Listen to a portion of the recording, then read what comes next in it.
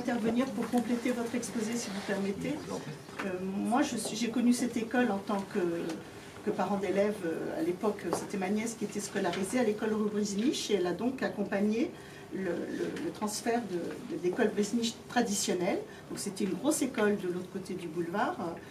Et donc, il a fallu, cette grosse école en briques, il a fallu donc transférer toute cette équipe pédagogique de cette école traditionnelle, avec des habitudes très traditionnelles, de l'école de la République. Je rappelle que c'est une école qu'on est dans une école publique, donc il a fallu reconduire ce schéma de l'école publique dans une école ouverte, à une architecture très particulière. Donc ce n'était pas le choix des enseignants de l'époque. Il a fallu faire cette transition, et cette transition n'a pu que se faire qu'accompagnée par l'État à l'origine, l'inspection d'académique, qui a mis un inspecteur pour suivre le projet. Donc là, dans votre chaînon, je pense qu'il manque cet inspecteur, qui était une pièce maîtresse, parce que s'il n'y avait pas eu un inspecteur pour accompagner la pédagogie à mettre en place dans cette école différente, on n'aurait jamais pu faire fonctionner cette école. Bon, c'était juste un petit iota que je voulais apporter. Donc il y a eu ce déménagement d'équipe avec des maîtres très traditionnels qui étaient en fin de carrière, où c'était très très compliqué.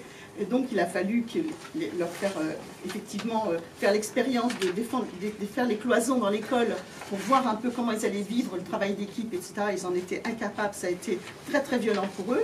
Finalement, ils ont joué le jeu. Il y a eu une formation des enseignants prévue avec des voyages dans des écoles à air ouverte en Angleterre, mais aussi... Donc moi, j'ai suivi le voyage au Canada avec l'équipe à l'époque, et il y avait la moitié de l'équipe qui était partante pour une pédagogie nouvelle, alternative, on va dire, et l'autre partie qui était restée très traditionnelle. Donc il y a eu cette confrontation dans l'installation, dans les murs, de cette équipe dite traditionnelle avec cette équipe qui était prête à aller de l'avant. L'équipe qui était prête à aller de l'avant, qui a fait ce voyage, les autres ne sont pas venus, ne sont pas allés au Canada. Hein. Donc moi je n'ai pas accompagné le groupe au Canada, c'est ma sœur qui a accompagné l'équipe, et ils sont aussi allés à Grenoble, ils sont allés dans d'autres écoles à air ouverte, enfin bon, ils sont allés dans différents endroits faire des visites, faire leur formation. Monsieur Huberschlag, à l'époque, l'inspecteur de la circonscription, a accompagné ces équipes.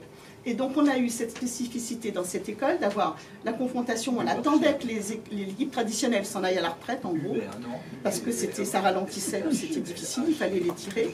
Et en même temps, cette équipe qui était très partie prenante du projet pédagogique de l'air ouvert et qui a adhéré tout de suite. Donc cette équipe a été motrice, elle s'est servie de son expérience avec l'aide de M. Huberschlag.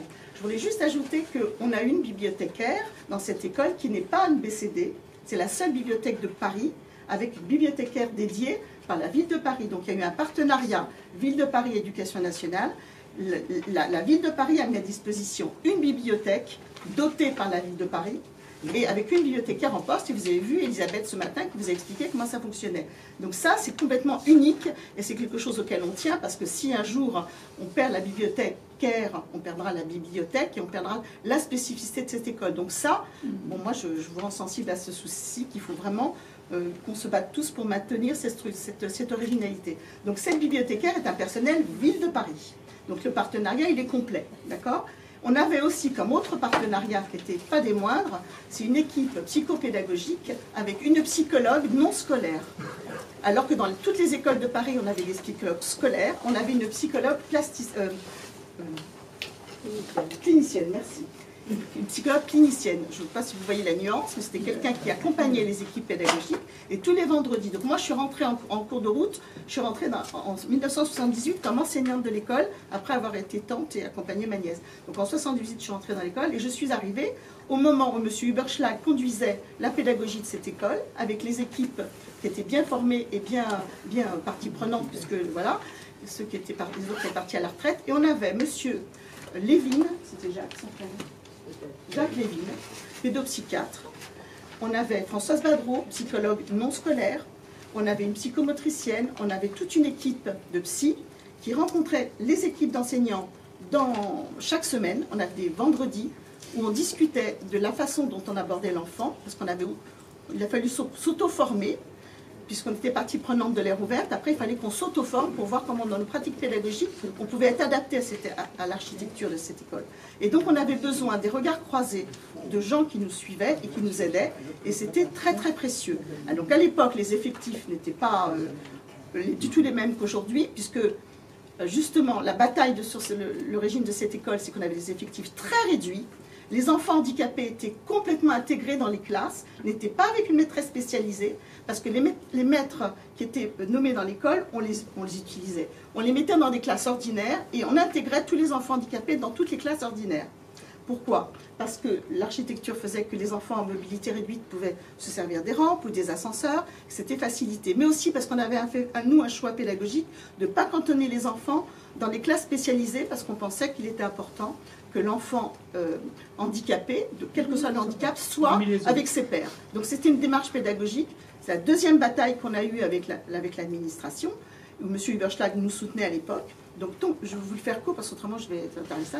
Donc, M. Überschlag, tant qu'il a été là et qu'il a supporté l'école, on a pu avoir nos fonctionnements particuliers qu'on mettait en place, les enfants handicapés dans les classes. Donc, on avait même des CP. Après, on avait choisi qu'il y ait 4 CP au lieu de 3, parce que la maîtresse spécialisée intervenait en prévention dans le CP, et on se disait que si la maîtresse, s'il y avait 4 classes en CP au lieu de 3 et 4 classes en CE1 au lieu de 3, ça permettait une prévention et un regard sur l'enfant qui permettait qu'il soit plus à l'aise dans ses apprentissages, et qu'après, voilà, on pouvait passer à des groupes plus importants. Cette structure-là, elle a fonctionné tant qu'il y a eu des instituts volontaires. Donc là, on a une collègue qui est la même génération que moi, qui a été volontaire pour laisser son poste de maîtresse spécialisée. Elle venait dans les équipes avec nous le vendredi midi pour avoir ce regard exacerbé sur l'enfant handicapé et nous dire comment il fallait prendre les enfants, les intégrer, les aider. On était sans arrêt en travail d'équipe. Donc ça, c'est le deuxième élément. Si l'équipe a fonctionné depuis le début, après que je dirais que les vieux couteaux sont partis, c'est vraiment parce qu'il y a un volontarisme exemplaire de l'équipe enseignante de vouloir faire du temps supplémentaire, parce que c'était impossible avec le temps de l'éducation nationale qui nous était alloué de faire un travail d'équipe croisé avec les équipes de psychologues, la bibliothécaire, parce qu'on travaillait avec elle aussi à l'époque, etc. Donc là, cette école, elle tient aussi sur le volontarisme des enseignants, d'avoir voulu donner de leur temps, d'accepter de travailler en équipe. Donc ça, c'est incontournable, et c'est dans la plaquette, c'est la ligne directrice, le travail d'équipe. S'il n'y a pas de travail d'équipe dans cette école, il ne faut pas y rester. Après, il y a eu l'évolution entre les années 80, on a une suite de fermetures de classes. Pourquoi? Parce que M. Überschlag était parti assez vite, il était presque à la retraite. Toi, tu ne l'as pas connu, tu arrives en quelle année? 82. Non, donc il était encore là 4-5 ans. On nous a fermé des classes. Pourquoi? Parce qu'on a considéré qu'on n'était pas en pédagogie. La pédagogie de cette école n'a pas été reconnue comme expérimentale. On nous a dit qu'on n'était pas expérimental, que l'architecture n'induisait pas une pédagogie expérimentale. On n'a jamais eu le statut d'école expérimentale, d'école innovante. On n'a jamais eu un statut particulier pour limiter les effectifs. Pourquoi? Et maintenant, comme j'étais enseignante en 37 ans dans cette école, et que maintenant je suis adjointe au maire chargée des affaires scolaires et chargée effectivement de la restructuration, etc., je sais de quoi je parle. Pourquoi? Parce qu'à l'origine, les enfants qui étaient dans cette école, de la revenue de la Brésil-Niche, c'était pour moitié, à peine, des enfants du quartier.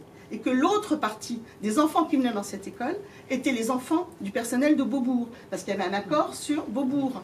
Et donc, ça a biaisé le fait que la moitié des enfants, au moins de cette école, étaient des enfants dérogataires. Et que l'administration, l'éducation nationale, se disait, on ne va pas garder des classes ouvertes pour des enfants dérogataires qui ont leur place dans leur arrondissement. Je vous donne la logique. Je ne dis pas qu'elle soit défendable ou qu'elle ne le soit pas. Moi, je me suis battue toute ma vie contre ça. Mais je vois que de mon point de vue de politique maintenant, je vois bien ce que ça a comme incidence. Donc, cette école de dérogataires, elle a toujours été critiquée partout dans Paris et pas accompagnée. Quand l'inspecteur qui nous suivait n'a pas continué à nous suivre et que les inspecteurs se sont suivis, ils ont fermé les classes les unes après les autres. Donc la limitation des effectifs, elle s'est très très vite diluée dans un fonctionnement où on nous donnait des effectifs comme dans les autres écoles, mais à air ouverte. Donc ça a été une bataille acharnée pour maintenir les classes dans cette école. C'est pour ça que maintenant on n'a pas 25 élèves en maternelle, on en a 26, quelque chose en moyenne. Et si on descend sous la moyenne du seuil d'ouverture, ben on ferme les classes. Donc on est obligé de maintenir 26 quelque chose. Voilà. Et donc en 2000, bon, je passe toute une période où il a fallu se battre, se battre contre les fermetures. On en a fermé donc le temps. Vous faites la différence de l'origine entre maintenant. Et on a réouvert des classes depuis 2 ans. 3 ans. 3 ans la charme. 6 ans pour réouvrir. Donc il y a 4 classes. On a réouvert 4 classes. En 2006, à chaque fois qu'on mettait sur le sur le couvert. L'idée qu'il fallait que l'école soit reconnue comme école innovante, avec pédagogie innovante, etc. On est allé à la mission pour l'innovation. Dossier à l'appui que vous montiez pendant des mois, etc. En plus, hein. Il y avait un gros boulot derrière, je veux dire, vous ne l'avez pas juste demandé comme ça. Oui, oui. Alors on faisait des dossiers, évidemment. Alors c'était, comment ça s'appelait, le frère de Cohen-Bendit, qui était venu pour la mission d'innovation. Gabriel Cohen-Bendit est venu, on lui a bien expliqué pourquoi on était une école innovante, il nous avait promis qu'il conduiserait le dossier. Finalement, on n'a jamais pu atteindre la commission pour l'école innovante, on n'a jamais été reconnu. Et ce qui nous a été renvoyé, c'est vous n'êtes pas une école innovante puisque vous ne réussissez pas mieux qu'ailleurs. Et quand on renvoyait l'idée qu'on ne cherchait pas à fonctionner mieux, à faire des enfants meilleurs qu'ailleurs, mais des enfants heureux, épanouis et contents d'aller à l'école. Et donc cette valeur absolue du bonheur de l'enfant à venir à l'école pour une pédagogie particulière n'est pas évaluée. Le bonheur n'est pas évalué à l'éducation nationale. Donc du coup, on a toujours été en porte-à-faux entre le bonheur des enfants à venir dans cette école, et des parents d'ailleurs, et des enseignants. Ce bonheur n'est pas évalué, il n'est pas comptable. Donc du coup, on est tout le temps en porte-à-faux. Voilà. Et je pense que vous avez sûrement laissé beaucoup moins d'enfants à la traîne avec cette pédagogie.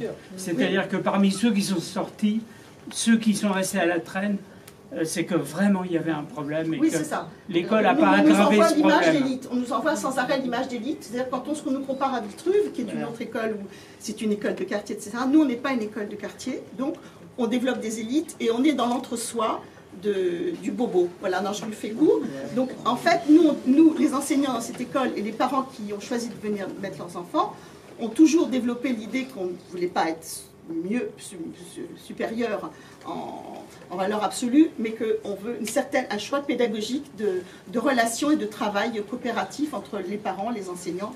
Et l'axe parents et intervention des parents d'élèves a toujours été moteur dans cette école. C'est pour ça qu'ils sont partenaires depuis le début, ils continuent à l'être, et tant mieux, ça repose, c'est un socle très très important. Et donc cette verticalité, elle est poussée vraiment par les parents d'élèves. Donc là, je vous montre juste un atelier qui est la semaine à thème, elle a peut-être Lisa d'en parler peut-être ce matin, je ne sais pas. C'est un exemple de verticalité, c'est l'exemple unique en ce moment, je crois, pratiquement. Donc c'est un exemple de verticalité, des enfants qui sont de la petite section au CM2, tous ensemble, pendant une semaine, pendant 3-4 jours, animés avec des parents, en coproduction entre les parents et les enseignants. Ils font des ateliers, donc là les grands sont les tuteurs des petits, et donc là ils réalisent, là c'était le temps, et là c'est leur semaine qui, voilà, c'est comment ils voient leur journée. Donc c'est une représentation du temps de cette semaine à thème qui a lieu chaque année. Donc juste pour finir, parce que je ne veux pas être trop longue, on en est actuellement, depuis 2006, comme on a eu tout le temps cette menace de fermeture de classe où on ne pouvait plus fonctionner, où finalement on aurait pu finalement se mettre des cloisons, hein, au bout du compte, si on ne pouvait plus fonctionner. La maire de l'arrondissement en 2006 a vu que le projet d'innovation n'avançait pas, et elle a proposé un autre dispositif pour essayer de sauver l'école autrement, sur ses effectifs. Elle a proposé l'accueil d'enfants d'horaires aménagés musicaux. Et donc depuis 2006, fonctionne une particularité de recrutement de tout Paris d'enfants. Cette année, depuis 2 ans. On a recruté l'année dernière aussi. Depuis 2 ans, on recrute des enfants de tout Paris pour un projet de classe à horaire aménagé musical. Donc on a des enfants du 10e, des enfants du 20e, et le challenge, bon moi je suis à la retraite depuis 2014, le challenge ça a été de dire aux écoles de tout Paris, non on n'est pas dans l'élitisme parce qu'on recrute des enfants de tout Paris. Donc actuellement on a des enfants, on n'en a pas encore assez, on voudrait bien en avoir plus. On avait 18 candidats cette année, bon, voilà, et donc 18 enfants pris sur pas assez de candidats. On devrait bien qu'on ait plus de tout Paris. Et voilà, donc cette classe CHAM permet de tirer les effectifs, de permettre une stabilité des effectifs pour pas que l'école soit menacée. Voilà, c'est comme ça qu'on vit actuellement. Et maintenant, dernier projet, la restructuration qui a été votée par le Conseil de Paris, par Madame Hidalgo. Il y avait un projet très très important de restructuration qui était hors de prix. Il a été écarté par Delanoë parce que c'était trop cher. On a redemandé de remettre la copie à Madame Hidalgo et avant, c'était pendant la campagne ou avant qu'elle soit élue, je ne sais plus, elle est venue, on l'a fait visiter l'école, etc. Donc on a dit, on l'a pas lâché. Et donc le budget a été voté, etc. Et voilà, comme ça on conduit cette restructuration qui n'est pas ce qu'on aurait souhaité. Largement on aurait voulu que ce soit davantage parce que Au niveau de la conception, il y a au niveau architectural, c'est peut-être magnifique, mais au niveau de la conception, il y a des gros problèmes